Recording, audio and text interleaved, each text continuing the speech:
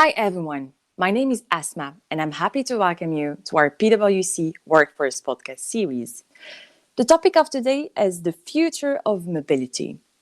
Nowadays, we clearly see that sustainable mobility is high on the agenda. For employers, this is important as they are dealing with the question on how to create a model shift in the way they deal with mobility in their environment and especially for their employees. So one of the questions could be, are you still an attractive employer if you foresee expensive polluting cars in your salary packages? Or is offering more flexibility and alternatives the new trend? I will be joined today by my colleagues, Bart Lombaerts and Maxime Duymelinck, who are both mobility experts with a reward tax background. Together, we will guide you and give you insights on what we expect and what are the main challenges employers have to deal with in the near future. So let's start with a general question. Maxime, can you tell me what is the trend we see in the market around mobility? Thank you, Esma, for the introduction and your question. I think that we are stating the obvious by saying that everything around the topic mobility is rather hot and high on the agenda of many companies. We also have quite some traction on this topic in the news and currently also at the level of our governments. But if you speak about trends around mobility and what determines the discussion today around how to move forward and where we will be or need to go, I think there are a number of elements in play today. So, firstly, you have the push towards electrification. On an European level, it's very clear you have the Green Deal that definitely push car manufacturers to build and expand their fleet with electric cars. We already see that there is a broader choice of electric cars on the market, but still, if you compare this with normal fossil cars, these electric vehicles are rather expensive. But we see changes on the markets and new, cheaper models are introduced. And if we speak about electrification, we also see that popularity of electric bikes is also increasing significantly over the last few years. This is also very popular benefits in cafeteria plants. Besides, you also see that technology is moving rather rapidly, and many startup companies are focusing on developing technologies around mobility. For example, the use of technology increases safety, but also allows us to see where we can park or use our mobile phone for purchasing, for example, bus train tickets or shared bikes, cars. In addition, technology also allows us to track our movements and it can help us to organize our commute by, for example, what is the best means of transportation at a certain moment in time. So we have already discussed the increase of the electric vehicles and technology, but you also have to take into account the changing legislation. Recently, our governments came to an agreement regarding the future tax landscape of company cars, which we will also further elaborate during this podcast. And last but not least, we have COVID, which showed us that many of us can work from home and possibly will continue to work from home, which opens questions around our transportation needs as well. Do you still need a company car in such a case or have it always available to you? So Esma, taking into account all these new elements, trends, we can definitely say that we have a new mobility environment and needs. Thank you, Maxime. You have just referred to the very recent agreements reached by our government, and we saw in the press that for company cars, much is about to change.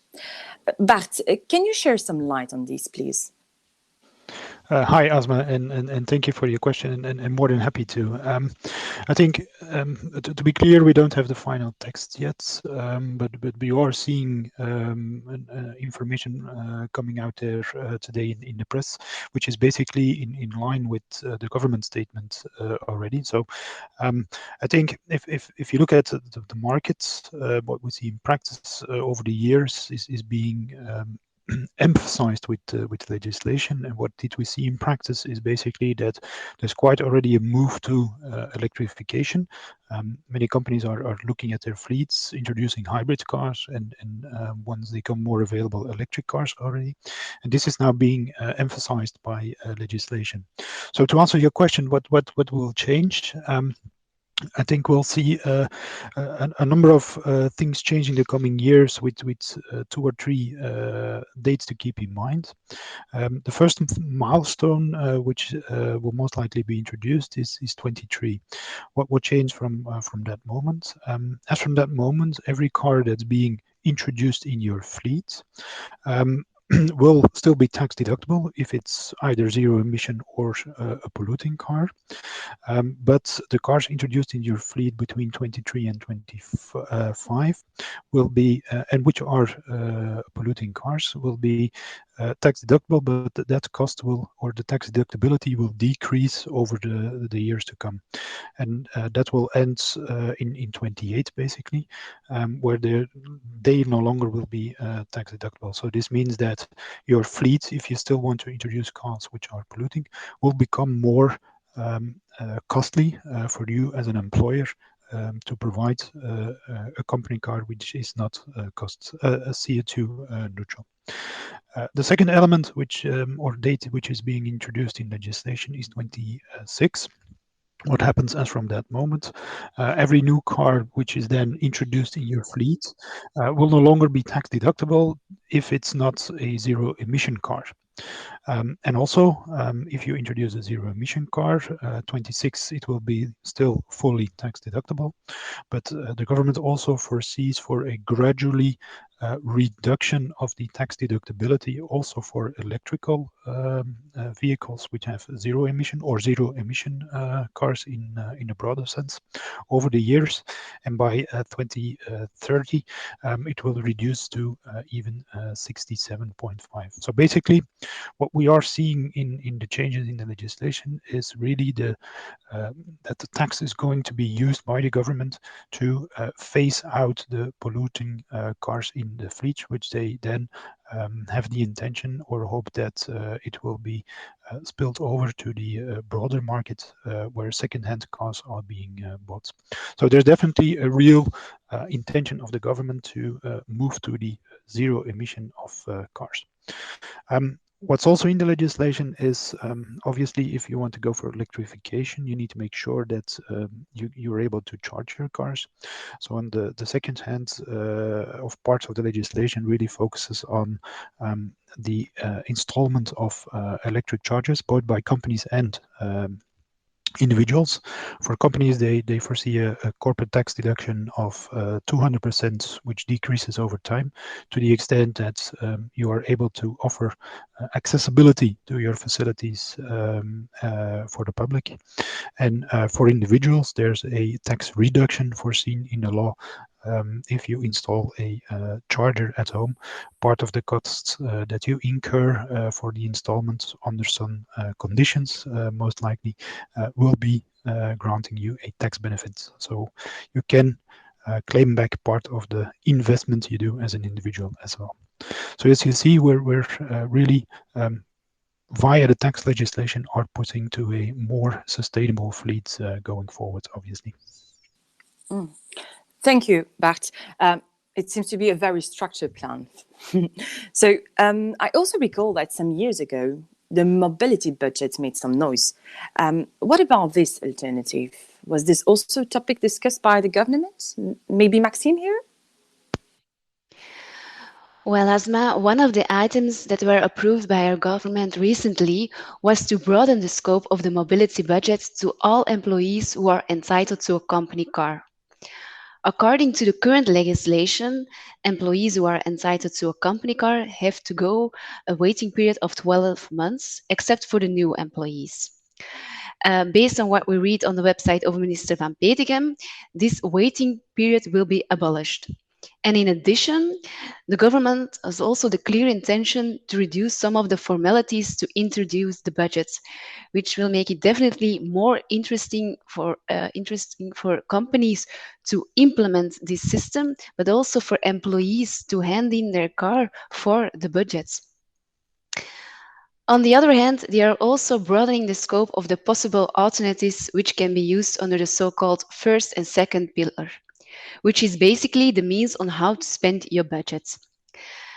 So the first pillar is the choice for more eco-friendly car, where they are also planning to align the possible choices with the regulation as mentioned by Bart before. In the second pillar, they are planning to allow additional costs to be covered, like, for example, parking for commuting, but also subscription for public transports, and not only for the employee, but also for his family members, which is new. Another expense that can be covered by the second pillar and for which you can use the budgets is renting or buying a house close to where you work. The current range of 5 kilometers between your house and work will be extended to 10 kilometers. So employees will still be motivated to live close to their work. And by the way, what is also interesting is what we see in the renting markets, that renting out or organizing co-housing close to the office is also increasing in popularity.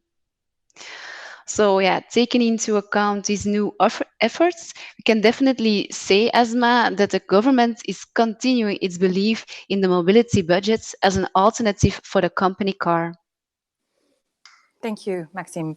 It seems clear in which direction the government's moving and what they're trying to achieve via tax legislation. Thanks. Now, another point of view. How do you see organizations positioning themselves, and what is the role of the employer in such context?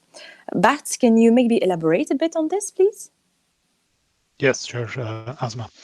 Um, I think as an employer, there are a number of elements you obviously want to take into account when determining your position in this.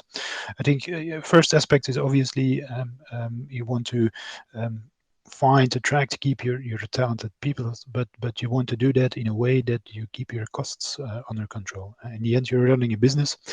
You want to be able to budget for costs. So looking into the future, especially around mobility and investments in this respect, which are usually, especially if we're talking about company car on a longer term basis, if it is around 4 to 5 years in generally, it's quite important to keep an eye on tax legislation, obviously, because that will keep pushing and determining your costs. That's one. But on the other hand, as I said, you want to run your business. One of the key elements in doing it is obviously your people. So I think you also need to listen to your employees and really understand what their needs are. Also around mobility, but also around flexibility. I think Maxime already mentioned it earlier in this podcast that we are seeing over the years quite a real good in interest of the employees in flexibility, especially when it comes down to, let's say, e-bikes, for instance. We have seen quite a number of companies already providing those to the employees, and those plans are quite hot with the employees as well. And with the current COVID situation, I think, yeah, there's also an ask of the employees going forward to use this flexibility in working and working from home or working on distance, which obviously has an impact around your mobility position going forward. So basically, yeah, you need to keep an eye on tax law to which determines costs. You need to keep an eye on what Maxime already mentioned, what the market is doing and evolving around technology. You need to know what your employees are doing. But lastly, I think you also see quite a trend already on basically your investors and shareholders, what their view is, because nowadays we see that ESG is quite hot, and the companies are being really pushed and questioned about their positions on this. So including environment, social and governance in your goals on your short and long term will obviously become more important. And mobility can indeed play part of this. Maybe not the most important one, but at least it will play part in this. So basically, if you ask me, what's the role of the company here, and what are and the employers, and what are we seeing in the market? It's really a mixture of those elements to take into account, and based on that is to determine together with your management what your long-term goals are that you want to achieve around mobility. And then in the second phase, once you're clear on that, is really start thinking and drafting the paths to that, how you want to reach that, taking into account what legislation determines. But you really need to think about at that point in time what's if you want to introduce a new mobility policy, if you want to change your infrastructure, foresee charging points, perhaps have some flexible working hours, keep an eye on technology which keeps on popping up, and basically start providing the tools to your employees to reach together with you that goal. And then finally, it's all about, I think, communication with your employees, because obviously you're not going to reach your goals if you don't have the buy-in of your employees as well. And you want to guide them towards your goals to achieve in the future. Mm-hmm. Thank you, Bart. In fact, it's already the end of this podcast. So let me thank you both again for sharing your insights on the future of mobility. We are clearly in the middle of a rapidly changing environment with respect to focus on ecology, changes in the fleet world, but also quickly evolving technology. On top of this, the COVID crisis has shown that many of us can work differently, and this has to be taken into consideration as well when thinking about mobility. As an employer, the long-term vision will guide you when drafting the way to a new mobility policy. Thanks again, Maxime and Bart. Thanks to all the listeners. Let's subscribe on the different platforms to get a direct link to our podcast, and stay tuned for the next edition. Wishing you a nice day.